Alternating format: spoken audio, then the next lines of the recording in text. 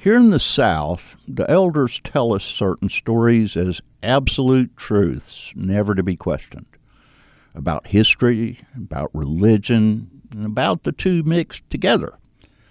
And stories like that can feel like big, heavy rocks in our pockets. They are, after all, set in stone. And some Southerners are happy to leave those ideas unquestioned, others are not. And I've always been one of the second kind. For some people, the questioning turns life inside out, sending them into long ordeals of searching, finding, losing, and regaining. One such person is a man from South Alabama named Abe Partridge, whose art I discovered almost 10 years ago and who I now have the good fortune to call my friend. His music has taken him on tours across America and Europe. He hosted a hit podcast called Alabama Astronaut, and he is a painter whose work has hung in galleries and museums. But Abe's life as an artist came together only after questioning those absolutes turned his whole world upside down, along with the lives of his wife, Kathy, and their children. I discovered Abe's music in 2018. In 2022, Tad Bartlett, an Alabama-born writer whose work often appears in my magazine, Salvation South, became fascinated with Abe's podcast and asked to write a story about him called The Book of Abraham, and we published it a few years ago. But I didn't want Salvation South to tell Abe's story on the page and be done with it. I wanted to sit with him and talk about what it means in the South to have your life rearranged by questioning things you were told should never be questioned. And I knew I didn't want to have that conversation with Abe alone. Tad Bartlett and I have also wrestled with faith and with the history of this region in our own ways, and I suspected that if the three of us sat down together, we might get closer to understanding what happens when those so-called absolutes start to crack. And that is the conversation you're about to hear. And we did not start it with an agenda, just two simple questions. What did we learn as young men that we no longer believe? And what did we not learn that we now do believe? I'll let you hear the beginning of our answers. This is Abe Partridge. I thought that my group was the best group. There was nothing, nothing outside. Everything outside of my group had to be judged in comparison to mine, and I no longer believe that. I probably wouldn't have said it like this, but certainly it was there in my head, was that everybody in the world should believe just like me. And that was just, I think it's a feature in probably a lot of different, Southern fundamentalist types of environments. Here is Tad Bartlett. I was not born in Alabama, born in the South. We moved there when I was 5. And I grew up thinking it was not the best place to be from. People asked me, where you're from. I would never just say Alabama or the South. I would go through the whole litany of, I was born overseas. My dad was in the service, and we moved to Missouri. And when I was 5, we moved to Alabama, but I would never admit to being from there. I no longer believe that it is just inherently and automatically a bad thing to confess being from and of the South. And here I am. As for me, I grew up believing that when I saw that Confederate battle flag, the rebel flag, I thought it was a symbol of nothing more than just rebellion. I was a kid in the 70s when Southern rock was a big thing, and it wasn't uncommon to see, a rebel flag on stage. And the first band I ever saw was the Charlie Daniels Band, when The South's Gonna Do It Again was a hit.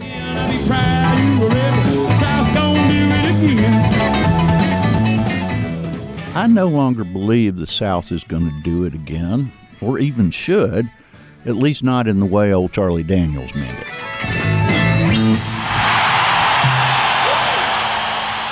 Today on Salvation South Deluxe, you will hear a conversation about how some Southern stories, once set in stone, can crumble and leave holes in your life, and how the three of us have tried, in our own ways, to fill them.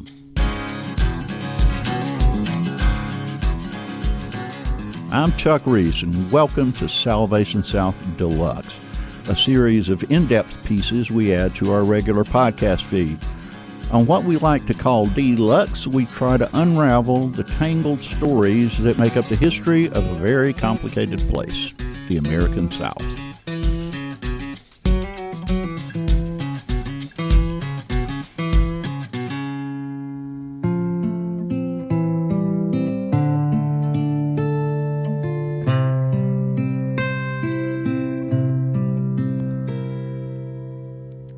I once saw your light on a revival hill, a sinner's delight as I begged my heart to still. And I walked out into the night on a teenage thrill. I never meant to close my eyes till your light grew dim. And now, Lord, I ain't asking for a brand new start. I just need your direction on finding love in the dark. That is the title song of Abe Partridge's 2022 album, Love in the Dark, and you just heard the first verse and chorus. Now, it might have sounded to you like a song about a teenager who finds a person who lights him up and then loses that person, and that would make sense. Abe, after all, was born in 1980, had a rather stormy childhood, and grew up loving rock and roll. So that would be one way to hear the song. The other is as a song about a teenager who finds the stability that he seeks in God. Because Abe didn't start his adult life as a musician, a podcaster, or an artist. He started as a young, fiery preacher. I grew up loving rock and roll. And I mean, the first band I ever heard that I loved was Nirvana, which just led me down a long path. And then, so I was just a rock and roll kid until I was 18. And my mother and father split up when I was young, and had a kind of a lot of, tumultuous a childhood. And I was looking for some stability. And when I was 18, I had a religious experience, and then went into a very similar kind of, very black and white version of Christianity. Abe and I have talked over the years about how I grew up in a version of Christianity that was quite black and white, like the one he found himself drawn to when he was 18. Now, in churches like the ones I grew up in, there was often one answer to why we believed what we believed: so you won't go to hell. The theology that I adopted was rigid, from the question of who is God all the way to what kind of clothes do I wear. And, what is that? There was an answer for every question. And it was very much, a holiness or hell, repent or perish type of Christianity. What was the religious experience that got you into that? Well, within the church, they would call it a conversion experience. I had been going to these independent fundamental Baptist churches, and I had been listening to the preaching. And, at the time, what I would have referred to it as was conviction of the Holy Ghost. And in retrospect, the way I look at it is as I was a kid longing for something to base my life upon that felt solid because I was directionless. Abe joined the small, independent, fundamental Baptist church where he had that experience, and that was in 1998. He was 18 years old. Old time religion, old time religion, old time religion is good enough for me. Abe then decided to attend Bible college with the goal of becoming a preacher. Now, he flunked out of 3 such institutions before he finally earned his degree. And in 2001, he met his now wife, Kathy, a fellow student who had been raised fundamentalist.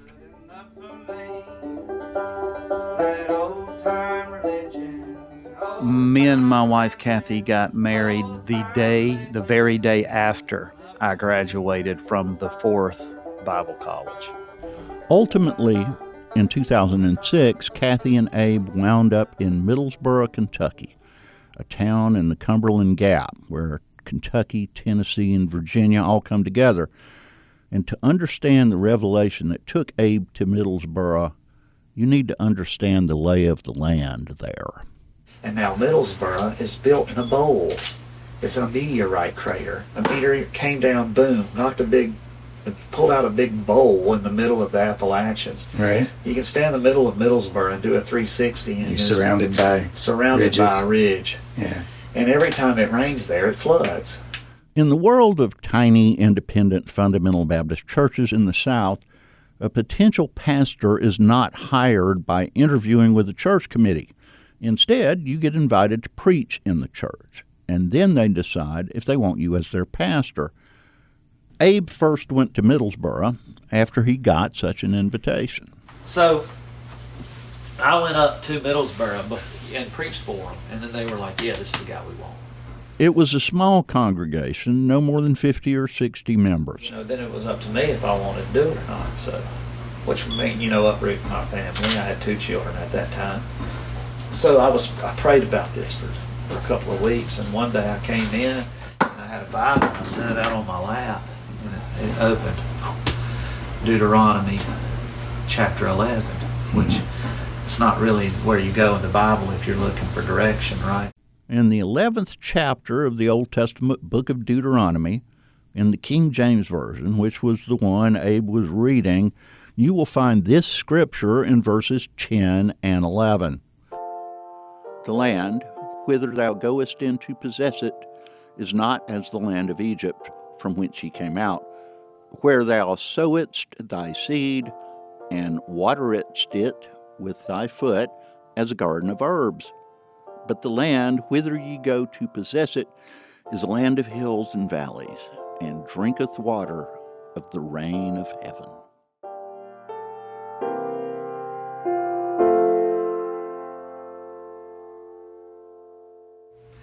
And it was that Bible right up there, actually, that black one.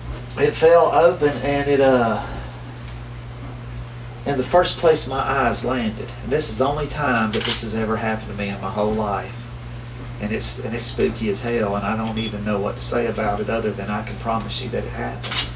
But I looked down at my Bible, and it said, the land whither ye shall go to possess it is a land of hills and of valleys, and it drinketh of the waters of the rains of heaven. And so when I read that, I was like, that's it. So I was going to possess those hills and valleys. So I left, and I told him I'd take the church, and so me and Kathy, we moved up there.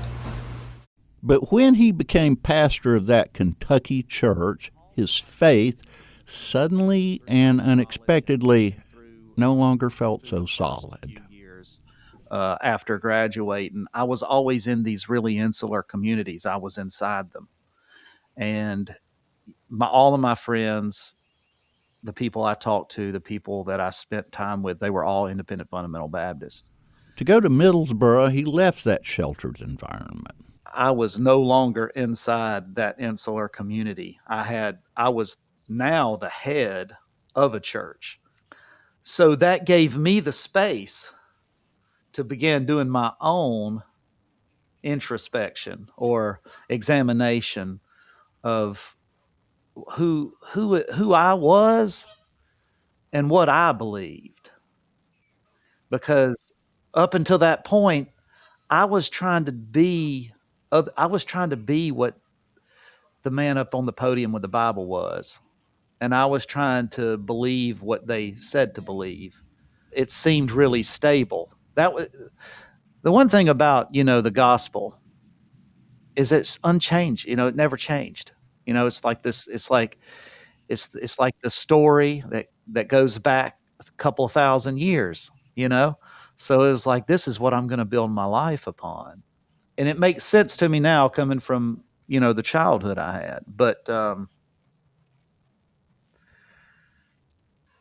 yeah, it was removing myself out of that community that allowed myself to figure out, like, I wasn't convicted of a lot of these things myself. I was carrying something else that somebody else told me to carry. In Middlesboro, he encountered people and situations that Bible college never taught him to anticipate. My first Sunday there, my Sunday school teacher, she comes in with Minnie Mouse pajamas and slippers on. And I'm like, what are you doing? If you're going to be teaching kids, you're going to have to, not wear Minnie Mouse pajamas. That one declaration about a pair of Minnie Mouse pajamas split that little church in two. About 30 of them gone. And then I was like, oh my God, what have I done? Seemed like a seems very simple reasonable, enough, right? Reasonable enough. Seems reasonable. Even now, it still seems reasonable to me. I didn't say you couldn't come. Right. I said you come however you want to, but if you're gonna lead these kids during the morning. Later, after he'd built the membership back up to around 60 again, he ran into another situation, this time with his song leader, a situation that was a lot more than just challenging. He had been my song leader for about 6 months, 7, 8 months, something like that. And I seen him sitting in the back row by his blood brother's daughter, his niece. Mm-hmm. And they sit by each other, and then they putting their arm around each other, and then I'm like, nah, surely not. And then I look outside the window one day, and they're kissing each other in the mouth in the parking lot. And I'm like, hey, dude, y'all ain't, this ain't happening, right? And he's like, well, we love each other, and we're moving in, and we're, he's like, you can't tell me what's right and wrong. And I'm like, buddy, look, I ain't trying to tell you what's right and wrong. I'm just telling you that's incest, and you can't be leading songs here, living in an incestuous relationship. Calling out that relationship split the church again. And after that split, it created a despair, I guess you could say. And I tried my best to find strength. But within the rigid theology of such churches, ministers having doubts, well, that's not really a thing. A preacher can't say, hey, I need help. Like,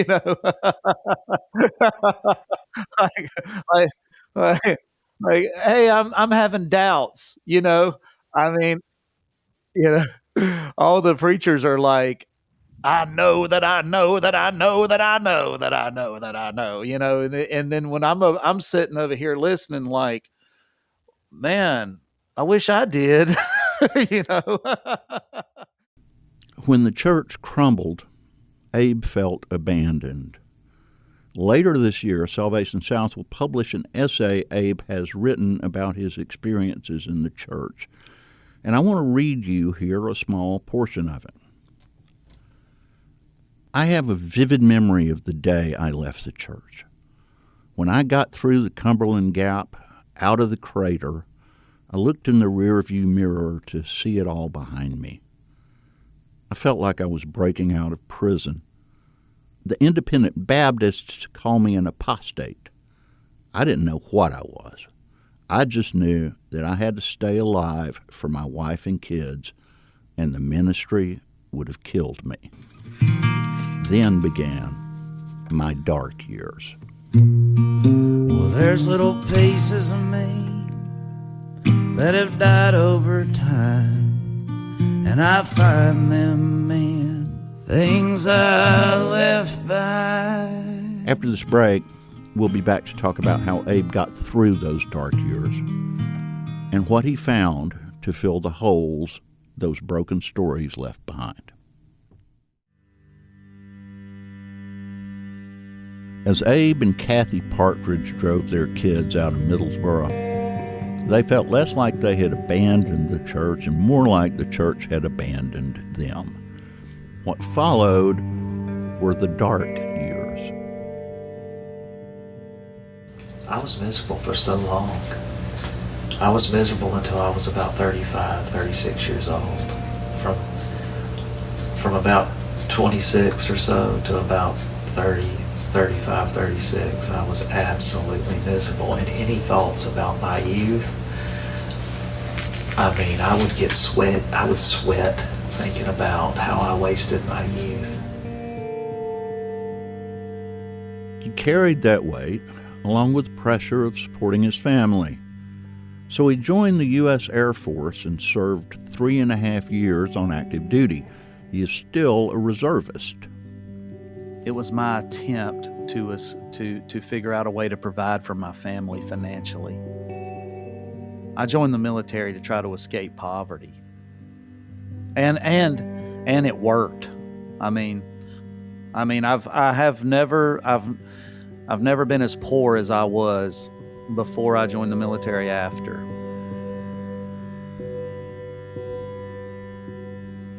Here, I want to return to Abe's essay. I'm quoting from it here.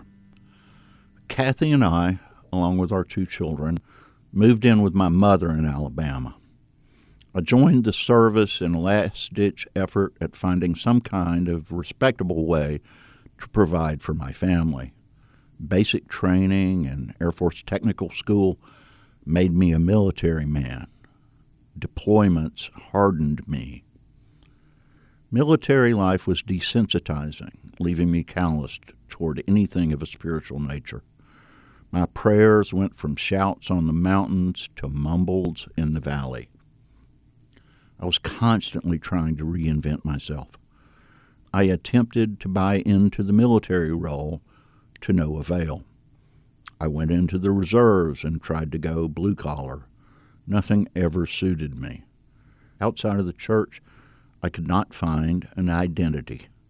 So I carried a deep, debilitating regret, the kind of regret that occasionally caused me to break out into cold sweats and dry heaves. The weight of a squandered youth was more than I could carry. It would settle down upon me at random times and leave me crippled. I was a haunted man. In the book of Matthew, as Jesus is winding down his Sermon on the Mount, this is what he says. Everyone who hears these words of mine and does not act on them will be like a foolish man who built his house on sand. The rain fell, and the floods came, and the winds blew and beat against that house, and it fell, and great was its fall.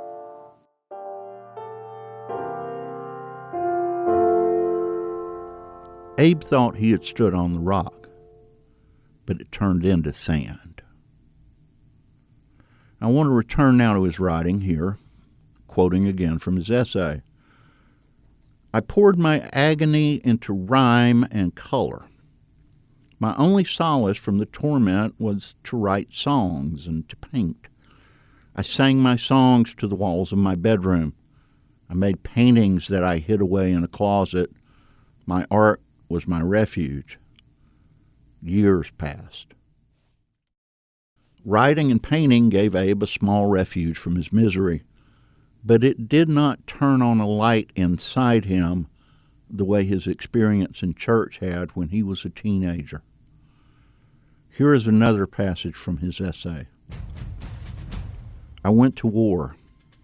I spent Christmas, Thanksgiving, New Year's Day, and my 34th birthday participating in Operation Iraqi Freedom and Operation Enduring Freedom. War was monotonous. I worked 6 12-hour shifts a week, getting into a sick rhythm. Days passed like hours. I became completely lost in the routine, almost hypnotized. Then, one evening, during a lull in the tempo of our mission, I snapped out of it. I looked out into the red Arabian skies, wondering just how I ended up here. I recounted my years in the ministry. I carefully examined my failure in Middlesboro and the ensuing series of decisions that led to that desert. A softness found its way back into my heart. I wept. My weeping became my prayer. I had no words to offer God, but He accepted my tears. It was the beginning of a reckoning. Time begat healing. In the desert, the certainty of Abe's old faith was gone. But something else began to speak, a quieter kind of prayer, one that arose from songs and paintings. Abe was not, in those years, willing to let anyone else hear his songs or see his paintings. But then, as many of us do in these modern times, he got some help from YouTube. And I discovered YouTube, back before YouTube had ads every 5 minutes. Right. And I was looking, I love this banjo player named Roscoe Holcomb. Black couples just sitting in the corner, she ain't put a grip on her head. I was watching videos of Roscoe Holcomb, and then one day while I was watching videos of Roscoe Holcomb, I saw this young Bob Dylan, which I knew my dad had liked Bob Dylan, but I really didn't hear it. And then I saw him at the Newport Folk Festival. I think it was like 63 or 64 or something before the whole lecture thing. Yeah. And I was like, oh my God, this is amazing, And he's this young kid. He's just a kid, yeah. So then I'm like, man, I got to find out all I can about this. One time ago, a crazy dream came to me. I dreamt I was walking in World War III. I went to the doctor the very next day to see what kind of words he had to say. He said it was a bad dream. Let's go back to Abe's essay now. I'll read a bit more for you. I did not know if I was abandoned by God or if something in me was broken. In my mind at that time, it could have possibly been both. Then a clip of a young Bob Dylan singing Blowing in the Wind ignited in my heart like a fire from heaven. How many roads must a man walk down before you call him a man? It was the same kind of fire I felt in those transcendental mountain prayers. The truth in meter and melody pricked my heart.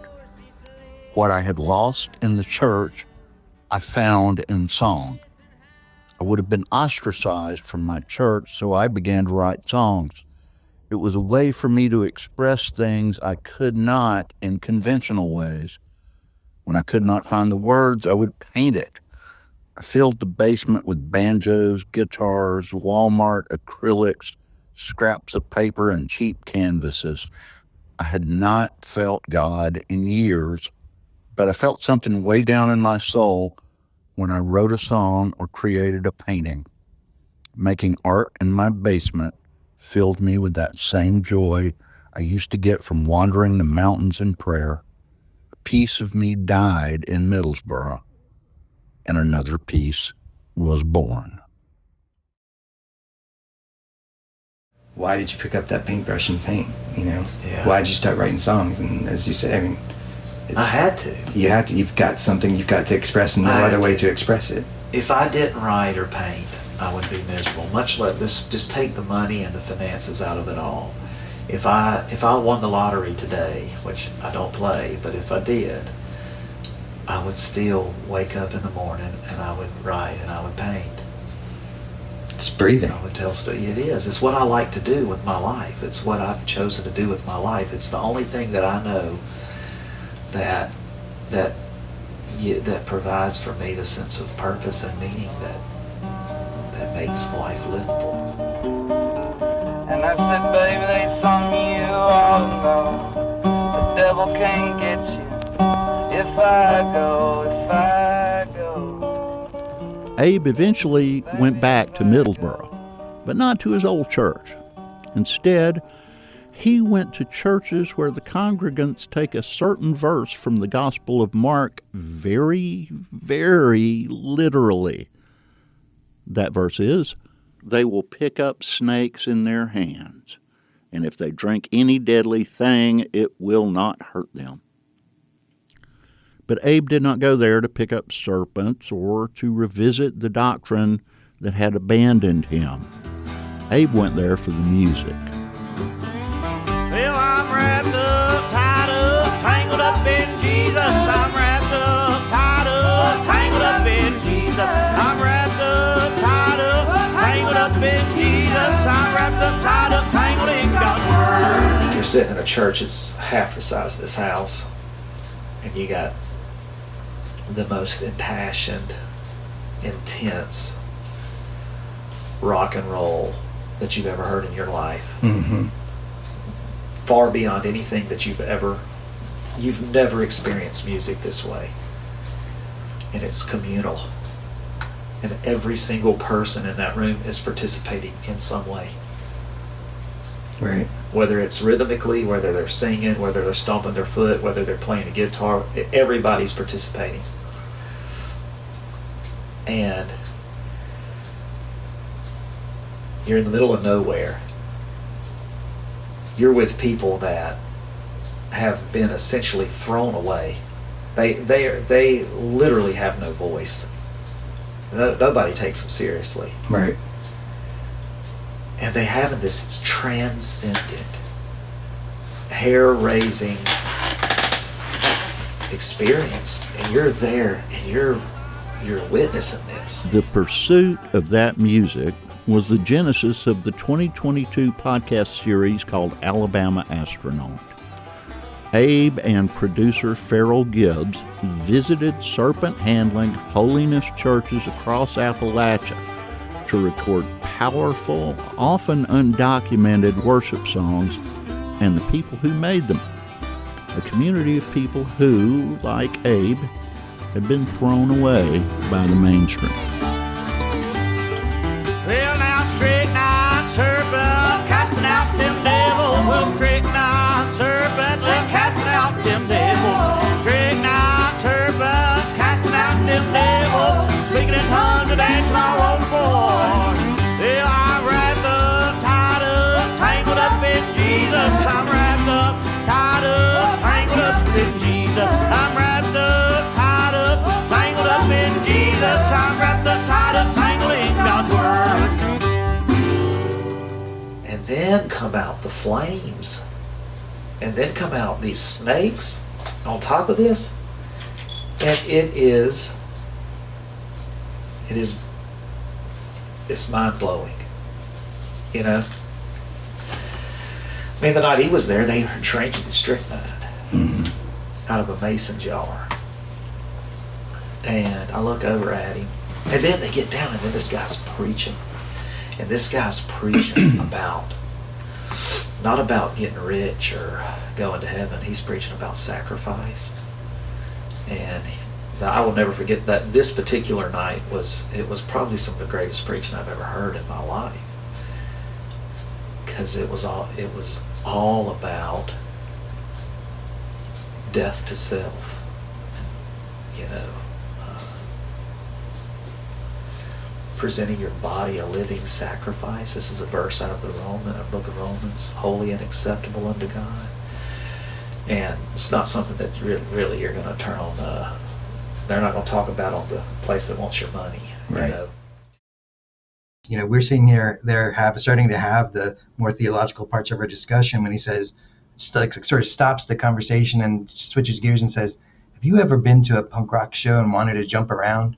Like that's all of a sudden just his question. So he was very much putting punk and a punk show in the context of a religious discussion And of course, my answer to him was, well, yeah, I've been to plenty of punk shows and I have jumped around. And he's like, why'd you do that?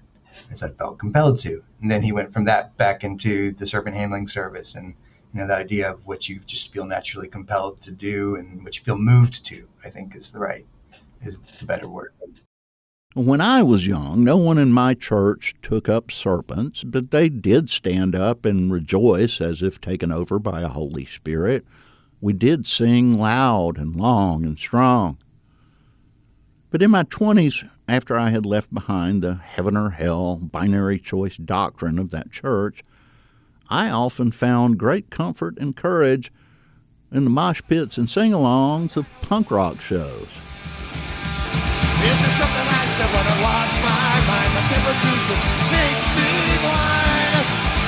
I apologize.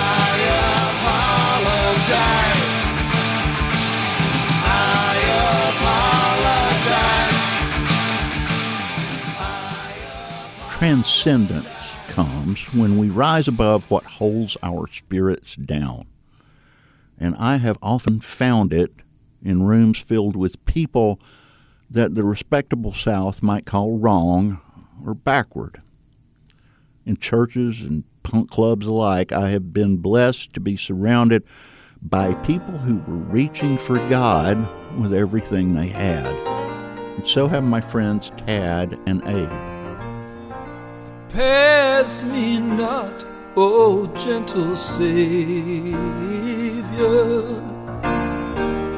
hear my humble cry. Today, Tad and I are less likely to be found in the music clubs than we used to be. Abe, of course, as a touring musician, is in them all the time.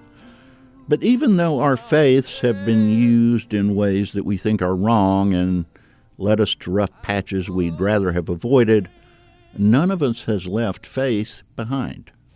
You don't say to people that you've abandoned faith, right, Abe? No, I've not abandoned faith. In fact, I think it's matured. See, that's kind of the way I feel about my own journey. I think the question for me now is, how do you bring light and love and grace into these really difficult, divisive situations? Yeah, my coming up, Chuck, faith-wise, I think you're right. We match each other a lot. Well, except not exactly precise fit, right? I came up in the faith you're in now, I came up Episcopalian. But it's just in Selma, that was a very proper church to be in, is where all the proper people were. And nothing they said was striking me as particularly off, but nothing that they said really grabbed me either. And I grew up into, a teenage punk rocker, and all I had were questions, and I didn't like the answers that they were giving me. And so, I then when I graduated, I went to college at Spring Hill College, a Jesuit school down in Mobile, which is where I imagine, Abe, you and I were probably riding by each other in our cars at some point, and me a little bit older than you, and I just didn't even know it. But there, I brought my questions and my punk rock sensibility to sitting down with the priests there at Spring Hill and the Jesuits and just challenging them. And they were just like, yeah, bring it. Bring your questions.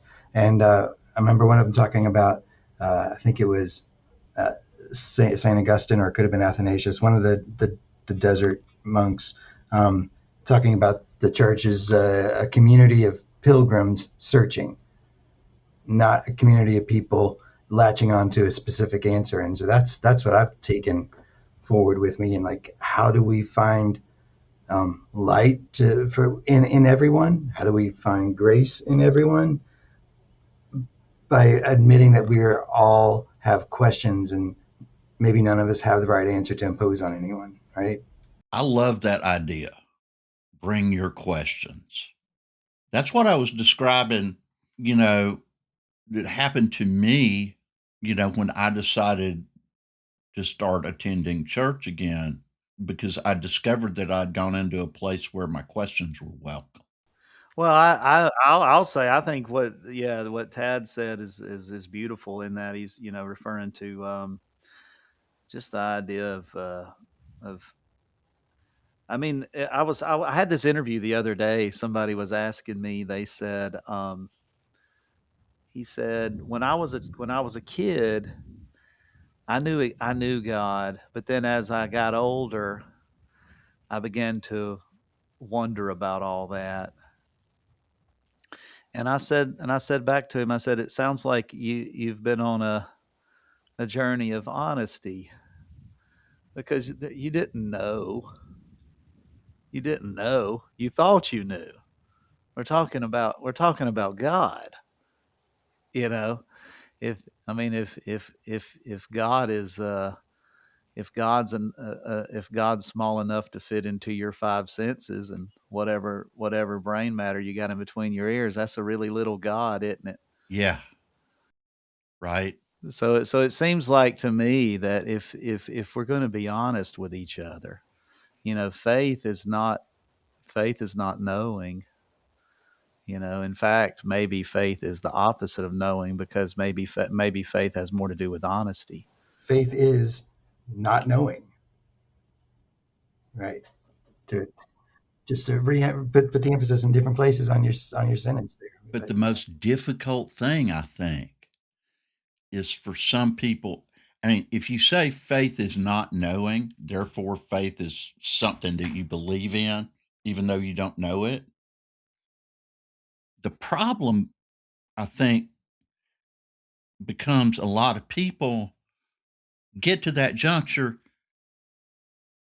and they feel like they have to have a strict definition of what to believe in. Well, that's easy. That's easy, right, Chuck? I mean, if you wrote me out 5 points and said believe this, that's much easier than me coming up with those 5 points all on my own through living in the world. For me,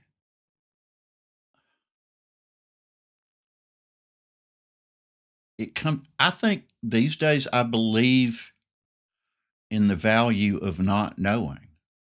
And I'm willing to just let the mystery be. I mean, for me, I find peace in that. I'm writing a song right now, Chuck, and I got a verse, and I just wrote this like a few days ago, but it's similar. It's something like, when I whispered my prayers and no one could hear it, God was a mystery and I was led by the Spirit. So I went to the temple to proclaim and to cheer it. And now I'm stuck in a ritual and learning to fear it. I think you need to hold on to that one. I'm an inveterate editor, Abe, and I can't find a word I would change in that. Well, it's kind of saying what you said. I think whenever there's great joy in, I mean, really, to me, the hardest thing a man can do in this world is to look in the mirror and find a way to be happy with what you see and find a way to be okay with what you see. And that particular point in my life was part of all of that journey. It's like just complete honesty. I don't know, but there's a mystery there. And that's what gives me joy of living, Me too. But, then the question becomes, what if you look over your fence into the face of your neighbor and you don't like what you see? What do you do then? Yeah, it's a difference, I think, between looking across the fence and seeing your neighbor and not liking what you see, and looking across the fence and opening up your ears instead of just your eyes to listen and try to see if you can hear the humanity, there's some common nugget of experience of being human, accepting that you're not going to have the same answers for things, accepting that they may say something and believe that the answer to things is something completely and totally repugnant to you. And the trick there is to still listen to find that nugget of common humanity. And what's the value of that? You know, I go back and forth wildly back and forth between what's the value to that? You know, if they're believing repugnant things, then they need to be called out. They don't deserve the grace of being seen as human. And then swinging back to, whoa, that's the spiral that we are all caught in as a society in the South, in this nation, in this world, this spiral of denying each other's humanity just because of the repugnance of the things that come out of our mouths. And I think we need to learn to talk to each other and not at each other. You know what I mean? There's I think social media and the way that the algorithms and all do, we've learned to talk about things amongst people that believe the same thing that we do, but we've not learned how to talk to people that don't believe the things that we do about things. That's just the nature of like where conversation has gone, you know? And me spending time in the serpent handling community has taught me how to talk about things with people that do not share, that I do not share, you know, fundamental beliefs with. And that's just by focusing on the things that we do share. And starting conversations starting conversations based on shared beliefs as opposed to things that we have in contrary. And then as you talk about those things that you share, and then bonds of trust and are established, well, then I think you can talk about areas where you may disagree, but like just pointing at people and saying, you know, what you believe is stupid or what you believe is not right, or like I just don't feel like there's anything constructive that ever comes from that.